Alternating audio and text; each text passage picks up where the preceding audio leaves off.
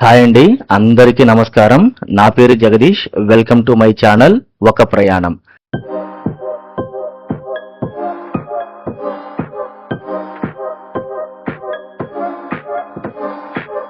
నేను చేయబోతున్నాను 100 రోజుల సోలో ఇండియా ట్రిప్.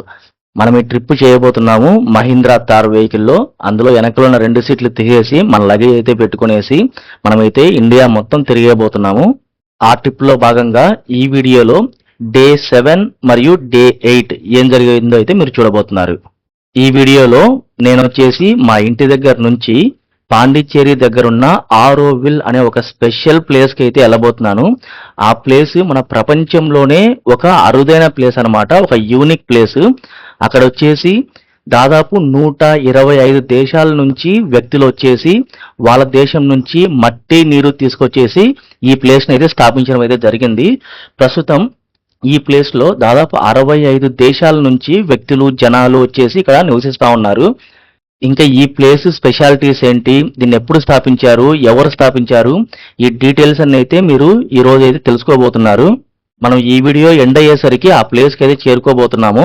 అక్కడ అన్ఎర్త్ అనేసి ఒక హాస్టల్ అయితే ఉంది. ఆ హాస్టల్ అయితే మనము స్టే చేయబోతున్నాము. ఆ హాస్టల్ ఎలాగుంటుంది, అక్కడ కాస్ట్ ఎంత అవుతుంది, తర్వాత మనం ఈ జర్నీలో వెళ్తా ఉన్నాం కదా కార్లో, ఆ కార్కి మనకు డీజిల్ ఎంత అవుతుంది, ఒకవేళ మీరు ట్రావెల్ చేయాలంటే ఈ డీటెయిల్స్ అన్ని అయితే ఈ వీడియోలో మీరు అయితే తెలుసుకోబోతున్నారు. డే 7 రాత్రి 8:30-9 మధ్యలో అయితే మన కారుకి పూజ చేసి నిమ్మకాయలు పెట్టేసి టైర్ల కింద టెంకాయ కొట్టేసి తర్వాత కర్పూరం హారతి అయితే ఇచ్చేసి మన జర్నీ అయితే స్టార్ట్ చేసాము. నేను స్టార్ట్ చేసి ఊరు దాటేసరికి టైం అయితే 9 పైన అయితే అయింది. ఈ టైంలో ట్రావెల్ చేయడం కొత్త రోడ్స్లో అంత సేఫ్ కాదు కాబట్టి ఈ రోజు అయితే నేను బెంగళూరుకి వెళ్ళేసి అక్కడ మా అక్క వాళ్ళ ఇంట్లో స్టే చేసి రేపు ఉదయాన్నే బయలుదేరబోతున్నాను. దారిలో వెళ్తాంటే చూసారా ఈ కార్ ఎంత వెరైటీగా ఉందో. ఇటువంటి కార్ నేను చూడడం ఇదే ఫస్ట్ టైము. అది పెయింట్ జాబో స్టిక్కర్ జాబో తెలియదు కానీ చాలా యూనిక్గా అయితే ఈ కార్ని అయితే రెడీ చేస్తున్నాడు ఇతను ఎవరో. మా అక్కోళ్ళు ఉన్న ప్లేస్కి అయితే రీచ్ అయిపోయానండి. ఇది వచ్చేసి బేస్మెంట్లో నేను కారు పార్క్ చేసి వెళ్తా ఉంటే ఇక్కడ మనలాంటి కారే అడ్వెంచరస్ కార్ అనమాట ఇంకోడైతే కనిపించింది. ఇక్కడ చూసారంటే అతను కూడా ఆల్వేస్ రెడీ, నేను ట్రావెల్కి అన్నట్టున్నాడు. ఎందుకంటే లగేజ్ అంతా కూడా అతను డిక్కీలోనే పెట్టేశాడు. నాకు తెలిసి అయితే ట్రావెల్ చేసి ఈ రోజే తిరిగి వచ్చి ఉండాలి, లేదంటే రేపు పొద్దునేమో అతను కూడా ట్రావెల్ చేయడానికి అయితే బయలుదేరుతున్నాడేమో, మనకైతే కరెక్ట్గా తెలియదు. సో చూస్తున్న నాకైతే చాలా హ్యాపీగా ఉంది. ఎందుకంటే మనకు సిమిలర్ పర్సన్ చూసినప్పుడు మనకు కొంచెం కంపేర్ చేసుకోగలుగుతాం కదా. సో చాలా హ్యాపీగా అనిపించింది. ఇక్కడికి వచ్చేసరికి టైం అయితే దాదాపు 10:30 అయితే అయింది. 10:30 నుంచి కొంచెం తినేసి కొద్దిసేపు మాట్లాడుకుంటూ అలాగే 1 గంట వరకు అయితే మేల్కొని ఉన్నాను. 1 గంటకైతే పడుకున్నాను.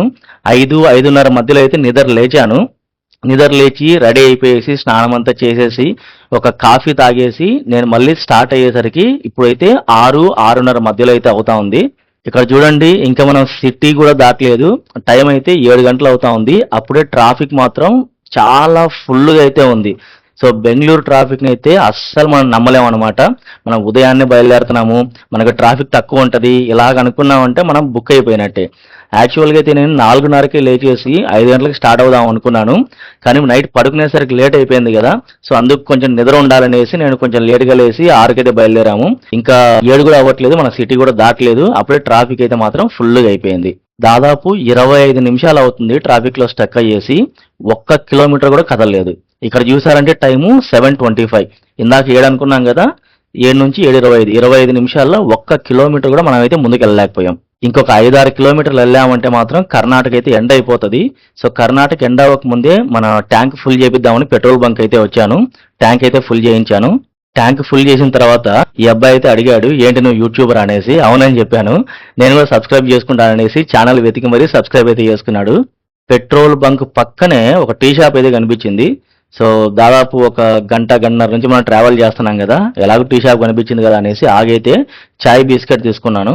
మొత్తానికి కర్ణాటకకి టాటా బై బై చెప్పే టైం అయితే వచ్చేసింది. ఇక్కడ చూస్తున్నారు కదా, ఇదే అనమాట మన కర్ణాటక ఎండింగ్ ప్లేస్, మన బార్డరు. దీని తర్వాత ఇప్పుడు ఇదంతా ఇంకా తమిళనాడే. ఇప్పుడైతే నేను నేషనల్ హైవే 44లో ఉన్న హోటల్ శ్రీకృష్ణ ఇన్ని దగ్గర అయితే ఆగాను. టైం అయితే 9 అవుతుంది. ఉదయం నుంచి ఏం తినలేదు కదా, బాగా ఆకలి అవుతుంది. తిందామనేసి కార్ ఇక్కడ పార్కింగ్ లో పెట్టాను లేదు, అందులోకి ఈ బ్రదర్ అయితే ఒక బాటిల్ పట్టుకొని వచ్చాడు. ఆ బాటిల్ ఏదో లిక్విడ్ ఉంది. నా కార్ ని వెనకాల చిన్న స్క్రాచ్ ఉంటుంది అనమాట. ఆ స్క్రాచ్ ని చూపించి నేను ఆ స్క్రాచ్ ని పోగొడతాను, నువ్వేం డబ్బులు ఏమి ఇవ్వాల్సిన అవసరం లేదు, నేను ఫస్ట్ ఫ్రీ డెమో ఇస్తాను, చూడు నచ్చితేనే తర్వాత ప్రోడక్ట్ కొనుక్కొని అయితే నాతో చెప్పాడు. నాకు ఈ ప్రొడక్ట్స్ ఎలా వర్క్ అవుతాయో కొంచెం అయితే ఐడియా ఉంది. అవేం చేస్తాయంటే చిన్న చిన్న స్క్రాచెస్ అయితే పోగొట్టగలుగుతాయి. అది కూడా ఎలాగంటే మన కార్ పైన పెయింట్ ఉంటుంది కదా, ఆ పెయింట్ మల్టిపుల్ లేయర్స్ ఉంటుందన్నమాట. ఫస్ట్ ఒక లేయర్ కోటింగ్ వేస్తారు, తర్వాత ఇంకో లేయర్ పెయింట్ ఉంటుంది, ఇంకో లేయర్ పెయింటింగ్ ఉంటుంది. అలాగా చాలా లేయర్స్ లాగా మన పెయింట్ వేస్తారు, అందుకు అంత క్వాలిటీ కనిపిస్తుంది మన కారుకున్న ఒరిజినల్ పెయింట్. ఈ లిక్విడ్స్ ఏం చేస్తాయంటే ఫస్ట్ లేయర్ ని రిమూవ్ చేస్తాయి. సో మనకి మైనర్ స్క్రాచెస్ ఉంటాయి కదా, చిన్న చిన్న స్క్రాచ్లు, అవి ఓన్లీ ఫస్ట్ లేయర్ లో మాత్రం ఉంటాయి. ఆ లేయర్ ని రిమూవ్ చేయడం ద్వారా మన స్క్రాచెస్ అయితే పోగొడతాయి. మనకు ఇక్కడ రిస్క్ ఏంటంటే ఆ ఫస్ట్ లేయర్ రిమూవ్ అయిపోయినప్పుడు కిందున్న లేయర్ షేడ్ అయిపోయిన లాగైతే కనిపిస్తుంది. ఎందుకంటే ఈ లిక్విడ్ నేను ట్రై చేశాను, నువ్వు అయితే నాకు మొత్తం స్క్రాచ్ మీద మొత్తం అయితే నాకు రుద్దొద్దు, ఒక 1 ఇంచ్ మాత్రమే రుద్ది నాకు డెమో ఇవ్వన్నాను. 1 ఇంచ్ అయితే బాగా రుద్ది పెట్టాడు. తర్వాత వచ్చేసి నాకు ఆ స్పాట్ లో పెయింట్ అయితే చాలా పేల్గా అయిపోయింది, చాలా అసలు తెల్లగా అయితే అయిపోయింది. చూడడానికి అయితే కొంచెం నాకైతే కొంచెం బాధ అనిపించింది. కానీ ఓన్లీ 1 ఇంచ్ కాబట్టి నేనైతే పెద్దగా పట్టించుకోలేదు. సర్లే పోన్లీ పాపం డీటెయిల్స్ అడుగుదాం అనేసి నేను అడిగాను. దాదాపు 1000 రూపాయలు పెట్టి వీళ్ళ ప్రొడక్ట్స్ కొంటే వాళ్ళే అంతా క్లీన్ చేసి ఇస్తారంట, తర్వాత మిగిలిన ప్రొడక్ట్ మనకే ఇస్తారంట.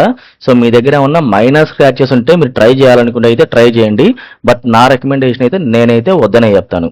మనం పొద్దున్న నుంచి ఇప్పటిదాకా అయితే 65 కిలోమీటర్లు అయితే జర్నీ చేశాము. మనం ఇక్కడ నుంచి నెక్స్ట్ స్టాప్ వచ్చేసి తిరువన్నామలై. అక్కడ గిరి ప్రదక్షిణ డీటెయిల్స్ కూడా అక్కడికి వెళ్ళిన తర్వాత అయితే నేను చెప్తాను. సో ఇక్కడ నుంచి అక్కడికి వెళ్ళడానికి అయితే 146 కిలోమీటర్లు అయితే మనకు డిస్టెన్స్ ఉంది. మన రూట్ ఎలాగుంటుందంటే మనం ప్రస్తుతం అయితే నేషనల్ హైవే 44 లో ఉన్నాము. దాని తర్వాత ఒక చోట మనము రైట్ టర్న్ తీసుకునేసి నేషనల్ హైవే 179B లో అయితే ఎంటర్ అవుతాము. కొద్దిసేపటి తర్వాత ఈ నేషనల్ హైవే 179B కూడా ఎగ్జిట్ అయ్యేసి నేషనల్ హైవే 77 ద్వారా మనమైతే ఆరోవిల్ ప్లేస్ కి అయితే రీచ్ అవ్వబోతున్నాము. ఈ హోటల్ వచ్చేసి ఫుడ్ అయితే చాలా ఫేమస్, అన్ని రకాల ఐటాలు అయితే దొరుకుతాయి. బ్రేక్ఫాస్ట్ అయితే చాలా బాగుంటది. నేనైతే 2 ఇడ్లీ సాంబారు ఒక వడ అయితే తీసుకున్నాను. బిల్ వచ్చేసి 121 రూపాయలు అయింది. టిప్పుతో కలిపి 140 రూపాయలు అయితే ఇచ్చాను. ఇది తిన్న తర్వాత మన జర్నీ మళ్ళీ మొదలు పెడదాం. ఏదో 10 నిమిషాలు 15 నిమిషాలు అవుతుంది అనుకున్నాను, కానీ ఇక్కడైతే దాదాపు 45 నిమిషాలు అయితే మనకు టైం లేచిపోయింది. ఎందుకంటే మన వీడియోస్ చేస్తూ తినేది చూపిస్తూ ఇదంతా చేస్తా ఉన్నాం కదా, సో బాగా లేట్ అయితే అయిపోయింది. సో ఇప్పుడే స్టార్ట్ అయ్యాము. మనం అయితే ఇంకా హైవే 44లోని కంటిన్యూ అవుతున్నాము.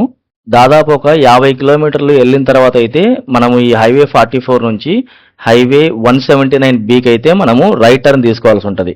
ఈ హైవే 179B మాత్రం మనకు డబల్ రోడ్ ఉంటుంది.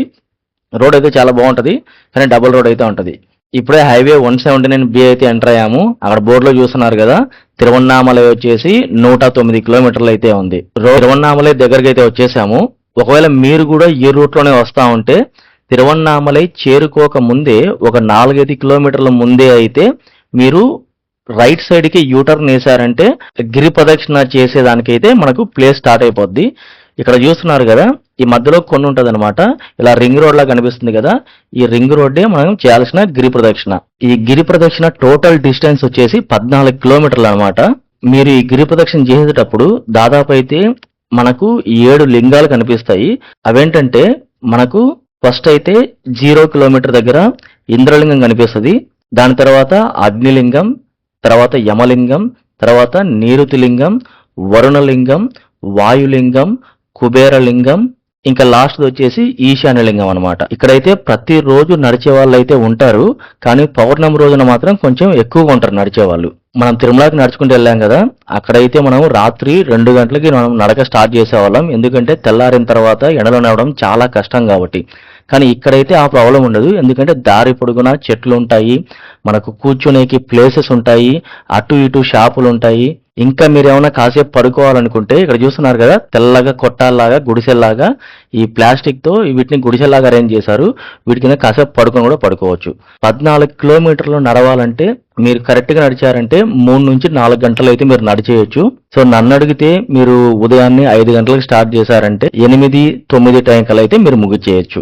మధ్య మధ్యలో కూర్చొని రెస్ట్ తీసుకోవచ్చు, అంతా చేయొచ్చు. ఇంకా కావాలంటే బ్రేక్ఫాస్ట్ కూడా తినేయచ్చు. ఎందుకంటే చాలా షాప్స్ అయితే ఉన్నాయి. నేను ఇక్కడికి వచ్చేసరికి దాదాపు 12:30 అయితే టైం అయింది. సో ఈ టైంలో మనము నడుచుకుంటూ వెళ్ళడం మనకు అవ్వదు కాబట్టి నేనైతే కారులోనే గిరి ప్రదక్షిణ చేస్తా ఉన్నాను. ఒకవేళ మీరేమన్నా ప్లాన్ చేయాలనుకుంటే ఇలా మధ్యాహ్నం పోతే ప్లాన్ చేయొద్దండి. ఈ టైంలో కూడా నడుచుకుంటూ వెళ్ళే వాళ్ళు చాలా మంది ఉన్నారు, చూస్తున్నారు కదా. కానీ మీరు ప్లాన్ చేయాలనుకుంటే అయితే ఉదయాన్నే కానీ లేదంటే సాయంత్రం కానీ ప్లాన్ చేయండి. సాయంత్రం కూడా నేనైతే రికమెండ్ చేయను. ఎందుకంటే మీరు సాయంత్రం 5 గంటలకు మొదలు పెట్టారంటే దాదాపు 6-6:30 కల్లా అయితే చీకటి అయిపోతుంది. తర్వాత మిగిలిన నడకంతా మీరు చీకట్లో చేయాల్సి ఉంటుంది. దాని బదులు ఉదయం 5 గంటలకు అయితే మొదలు పెట్టారనుకోండి, చాలా షాప్స్ అయితే అప్పటికే తెరిచి ఉంటారు కాబట్టి మీకేం ప్రాబ్లం ఉండదు. తర్వాత ఒక 1 అవర్ నడిచేసరికి మీకు తెల్లారిపోతుంది. సో ఉదయాన్నే చాలా ప్లెజెంట్గా అయితే ఉంటుంది. గిరి ప్రదక్షిణ డీటెయిల్స్ ఉన్నారు కదా, ఒకవేళ మీకు నచ్చితే మీరైతే ఒక లైక్ చేయడం మర్చిపోకండి. ఛానల్కి సబ్స్క్రైబ్ కూడా చేసుకోండి. వీలైతే ఒక కామెంట్ కూడా పెట్టండి. టైం దాదాపు 1:45 అవుతుంది.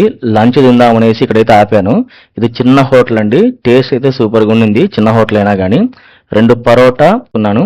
బిల్లు వచ్చేసి 55 రూపాయలు అయితే అయింది. టేస్ట్ మాత్రం చాలా బాగుండింది. ఇంకొకటి ఏంటంటే తమిళనాడులో చాలా హోటల్స్లో మీరు తిన్న తర్వాత ఆ ప్లేట్ పైన ఒక కవర్ పెట్టేసి ఆ కవర్ మీద మనకు ఫుడ్ పెడతారు కదా, తిన్న తర్వాత ఆ కవర్ని మనమే తీసుకెళ్లేసి చెత్తకుండీలో అయితే పడేయాలి. వాళ్ళైతే పడేయరు. ఇది నేను ఇక్కడే ఈ హోటల్లోనే కాదు, నేను చాలా హోటల్లో అయితే నేనైతే గమనించాను. మన పాత హోటల్స్ ఉంటాయి కదా, ట్రెడిషనల్ హోటల్స్. ఇప్పుడు కొత్తగా వస్తున్న హోటల్స్, ఫర్ ఎగ్జాంపుల్ పొద్దున మనము శ్రీకృష్ణ ఇంట్లో తిన్నాము, అక్కడైతే ఇలాగేం లేదు.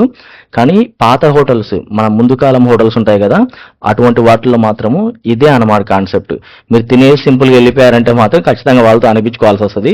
సో ఇదైతే గుర్తుపెట్టుకోండి. తిరువన్నామలై నుంచి మన నెక్స్ట్ స్టాప్ వచ్చేసి గింగి ఫోర్ట్ అనమాట. ఇక్కడ నుంచి 40 కిలోమీటర్లు ఉంది. దాదాపు 45 నిమిషాల నుంచి 1 గంట అయితే పడుతుంది. ఈ గింగి ఫోర్టు చాలా ఫేమస్ అనమాట. ఇది వచ్చేసి కోనార్ రాజులు నిర్మించారు. కోనార్ రాజుల్లో ఒకరైన అనంత కోనార్ అనే రాజు 1190 సంవత్సరంలో అయితే దీన్ని నిర్మించాడు. దాని తర్వాత ఇది చాలా మంది చేతులు మారింది.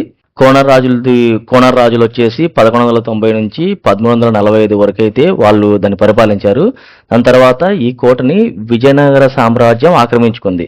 వాళ్ళు 1345 నుంచి 1565 వరకు పరిపాలించారు. దాని తర్వాత ఈ కోటని గింగి నాయక్స్ ఆక్రమించుకున్నారు. వాళ్ళు వచ్చేసి 1649 వరకు పరిపాలించారు. దాని తర్వాత బీజాపూర్ సుల్తాన్స్ వచ్చేసి దీన్ని ఆక్రమించుకున్నారు. 1677లో దీన్ని మారతా కాన్ఫిడెన్స్ అనే వాళ్ళు ఆక్రమించుకొని అయితే పరిపాలించారు. వీళ్ళ దగ్గర నుంచి 1698లో ముఘల్ సామ్రాజ్యం అయితే ఈ కోటను లాగేసుకుంది.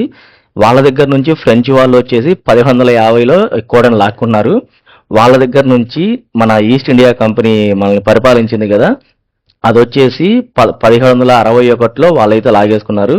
దాని తర్వాత ఈ కోట వచ్చేసి 1875లో బ్రిటిష్ రాజు దగ్గరికి అయితే వెళ్ళింది. అక్కడి నుంచి 1947లో మన ఇండియన్ గవర్నమెంట్ అయితే ఈ కోటని ఆక్రమించుకుంది. అంటే ఆక్రమించుకుందని చెప్పడం లేదు, సొంతం చేసుకున్నాం మనం. ఎందుకంటే ఇది మందే కాబట్టి మనల్ని మనం చేయడం ఆక్రమించుకోవడం అనకూడదు. మనం అయితే సొంతం చేసుకున్నాం 1947లో. ఈ కోట ఎంత స్ట్రాంగ్ అంటే మన ఛత్రపతి శివాజీ మహారాజే ఒకసారి ఏమన్నాడంటే, ఇది చాలా కష్టమైన కోట, దీన్ని ఆక్రమించాలంటే చాలా కష్టంతో కూడుకున్న పని అనేసి మన ఛత్రపతి శివాజీ మహారాజా అన్నాడంటే ఇది ఎంత స్ట్రాంగ్ మీరు ఊహించవచ్చు. ఇక్కడ పెద్ద గోపురంలా కనిపిస్తుంది కదా, నేను ఇదేదో దేవాలయమో ఇంకేమో అనుకున్నాను. కాదంట, ఇది వచ్చేసి కళ్యాణ మండపం అంట. అక్కడ నుంచి పక్కనే చూసామంటే ఒక పెద్ద ప్లేస్ అయితే ఉంది. అక్కడ నుంచి మీరు రైట్ కి చూసారంటే గుర్రాలను కట్టేసే ప్లేస్ ఉంది. లెఫ్ట్ కి చూసారంటే ఏనుగులు ఉండడానికి ఒక పెద్ద ఇండ్లు, దానికి ఎదురుగానే ఏనుగుల్ని స్నానం చేయించే ప్లేస్, కోనేరు లాగా ఉంది. ఏనుగుల్ని స్నానం చేయించే ప్లేస్ అయితే ఉంది. ఇది వచ్చేసి కోట కింది భాగంలో ఏముంది అని ఆ ప్లేస్ అనమాట. ఇక్కడ నుంచి పైకి వెళ్ళామంటే యాక్చువల్ కోట వస్తుంది. అక్కడికి వెళ్ళడానికి దాదాపు గంటన్నర సేపు అయితే మనం మెట్లు నడుచుకుంటూ వెళ్ళాలి. కానీ ఇప్పుడు టైం అయితే 3 గంటలు దాటిపోయింది. 3 గంటల తర్వాత పైకి వెళ్ళడానికి అయితే అలౌ చేయరు, ఓన్లీ ఇక్కడ కింద చూడడానికి మాత్రం అలౌ చేస్తారు. ఒకవేళ మీరు దీన్ని చూడాలనుకుంటే చాలా బాగుంది, మీరేమన్నా చూడాలనుకుంటే 3 గంటల లోపలే ఇక్కడికి వచ్చేదానికి ట్రై చేయాలి. ఎందుకంటే 3 గంటల తర్వాత మీరు ఓన్లీ కింద మాత్రం చూడగలుగుతారు, పైకి అయితే మిమ్మల్ని అలౌ చేయరు. మొత్తానికైతే అనర్త్ హాస్టల్కి అయితే వచ్చేసాము. ఈ అనర్త్ హాస్టల్ వచ్చేసి ఆరోవిల్ లోపలే ఉంటది. నేనేమనుకున్నానంటే దాదాపు 2 లేదా 3 గంటలకల్లా అయితే ఇక్కడికి వచ్చేస్తాంలే, వచ్చిన తర్వాత కొంచెం ఆరోవిల్ కూడా ఎక్స్ప్లోర్ చేద్దాం అనుకున్నాను. కానీ ఇక్కడికి వచ్చేసరికి దాదాపు 6 గంటలు అయితే అవుతుంది. సో ఈ టైంలో అయితే మనమైతే ఏం ఎక్స్ప్లోర్ చేయలేము. సో రేపటి వీడియోలో మనం ఆరోవిల్ని ఎక్స్ప్లోర్ చేసి అక్కడ ఏంటి సంగతి ఏంటి, ఏమేమి ఉన్నాయి, మనం ఏమేం చేయొచ్చు, మనం ఇక్కడ ఫ్రీగా బతకాలంటే ఎలాగా. ఆరోవిల్ వచ్చేసి లోపల డబ్బుల కాన్సెప్టే ఉండదండి, మొత్తం వచ్చేసి వస్తు మార్పిడి విధానాన్ని అయితే వాళ్ళు పాటిస్తారు. సో ఒకవేళ మీరు కూడా డబ్బులు లేకుండా ఇక్కడ బతకాలంటే ఎలా చేయాలి, లేదు మీరు ఒక విజిటర్ లాగా వచ్చారంటే మీరు ఏమేమి చూడొచ్చు, వాటికి ప్రాసెస్ ఏంటి, అవంతా మనం రేపటి వీడియోలో అయితే చూద్దాము. మన హాస్టల్లో అయితే నేను డార్మెటరీలో అయితే ఉంటున్నాను. ఇక్కడ వచ్చేసి ఏసీ డార్మెటరీస్ ఉన్నాయి, నాన్ ఏసీ డార్మెటరీస్ ఉన్నాయి, తర్వాత ప్రైవేట్ రూమ్స్ కూడా ఉన్నాయి. నాన్ ఏసీ డార్మెటరీ వచ్చేసి ఒక రోజుకి 350 రూపాయలు, ఏసీ డార్మెటరీ వచ్చేసి ఒక రోజుకి 550 రూపాయలు. అదే వీకెండ్ అయితే ఒక 150 రూపాయల నుంచి ఒక 200 రూపాయల వరకు ఎక్కువ అయితే ఉంటుంది ఛార్జ్. నేనుంటుందైతే ఈ డార్మెటరీనే, ఇది ఏసీ డార్మెటరీ అనమాట. ప్రైవేట్ రూమ్స్ అయితే నాన్ ఏసీ అయితే 1350, ఏసీ అయితే 1650 రూపాయలు. హాస్టల్ అయితే చాలా బాగుంది, చాలా కామన్ ప్లేసెస్ ఉన్నాయి. కామన్ ప్లేసుల్లో కూడా మంచాలు వేసి పెట్టారు, మీరు ఓన్లీ కూర్చొని చిల్ అవ్వడం కాదు, మీకు కావాలని కూడా కామన్ ప్లేస్లో కూడా పడుకోవచ్చు. ఒకవేళ అరే నాకు ఏసీ డార్మెటరీ ఉంటే కామన్ ప్లేస్లో ఏసీ లేని దగ్గర నేను ఎందుకు పడుకున్నానని క్వశ్చన్ రావచ్చు. ఒకవేళ మీరు చెక్అవుట్ చేసి మీరు వెళ్ళాలనుకున్నారు, చెక్అవుట్ చేశారు, కానీ మీ బస్సుకో ట్రైన్కో ఫ్లైట్కో అయితే ఇంకా కొంచెం టైం ఉంది, అప్పుడు ఏం చేయొచ్చు, మీకు ఏమన్నా నిద్ర వస్తుంటే ఇక్కడ పడుకుని కూడా పడుకోవచ్చు. ఇక్కడైతే చాలా పుస్తకాలు, గేమ్స్ ఇవన్నీ అయితే చాలా ఉన్నాయి. వచ్చిన వాళ్ళందరూ చాలా బాగా కలిసిపోతా ఉన్నారు. నేనైతే చాలా మంది ఫ్రెండ్స్ని చేసుకున్నాను. ఇక్కడ కనిపిస్తున్నాడు కదా, ఈ అబ్బాయి పేరు వంశీ, ఈ అబ్బాయి తెలుగు అబ్బాయి. ఇక్కడ వచ్చేసి వాలంటీర్గా చేస్తున్నాడు. ఈ ఆరోవిల్ ప్లేస్ గురించి అయితే చాలా నీట్గా ఎక్స్ప్లెయిన్ చేశాడు. సో ఇదంతా ఆల్రెడీ ఈ వీడియో కొంచెం లెంత్ ఎక్కువ అవుతుంది కాబట్టి ఇదంతా మనం నెక్స్ట్ వీడియోలో అయితే చూద్దాం. ఎలాగ మనం ఆరోవిల్ అయితే ఎక్స్ప్లోర్ చేస్తాం కదా నెక్స్ట్ వీడియోలో, అప్పుడు చూసేద్దాం. మనకు బాత్రూమ్స్ కూడా అయితే నీట్గా ఉన్నాయి. ఇక్కడ చూస్తున్నారు కదా, బాత్రూమ్ అయితే ఇలాగ ఉంటుంది. నైట్ టైం 8:30 అయితే అవుతుంది. ఇక్కడ పక్కనే ఒక హోటల్ అయితే ఉంటది, ఆరోమిత అనే హోటల్ అయితే ఉంటది. ఆ హోటల్కి వచ్చేసి 2 దోశ తిన్నాను, బిల్ వచ్చేసి 60 రూపాయలు అయింది. హాస్టల్కి రాకముందు డీజిల్ అయితే పట్టించాము. మనం ఇప్పుడు దాకా అయితే 343.3 కిలోమీటర్ల డిస్టెన్స్ అయితే ట్రావెల్ చేశాము. మనకు పట్టిన డీజిల్ వచ్చేసి 25.9 లీటర్ల డీజిల్ అయితే పట్టింది. అంటే మనకి 1 లీటర్కి 13.25 మైలేజ్ అయితే వస్తూ ఉంది. అంటే 1 లీటర్ డీజిల్కి 13.25 కిలోమీటర్స్ అయితే మనం ట్రావెల్ చేయగలుగుతా ఉన్నాం. మన ఇంటి దగ్గర నుంచి అయితే ఇక్కడికి టోటల్ డిస్టెన్స్ దాదాపు 360 కిలోమీటర్లు అయితే ఉంది. అంటే మనకు దాదాపు మనము డీజిల్కి పెట్టిన ఖర్చు 2375 రూపాయలు. మీరు ఇప్పటిదాకా చూస్తున్నారంటే ఈ వీడియో మీకు ఖచ్చితంగా నచ్చే ఉంటుంది. So please like my video, subscribe to my channel, and if possible please do the commenting. Thank you.